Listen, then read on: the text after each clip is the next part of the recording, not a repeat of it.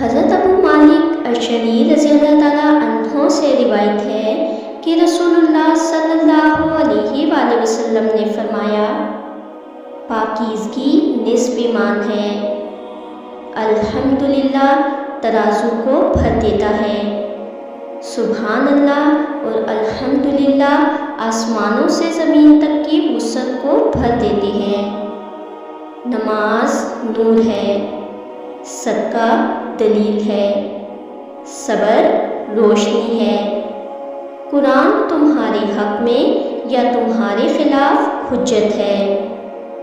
ہر انسان دن کا آغاز کرتا ہے تو کچھ اعمال کی عوض اپنا سودا کرتا ہے، پھر یا تو خود آزاد کرنے والا ہوتا ہے یا خود کو تباہ کرنے والا۔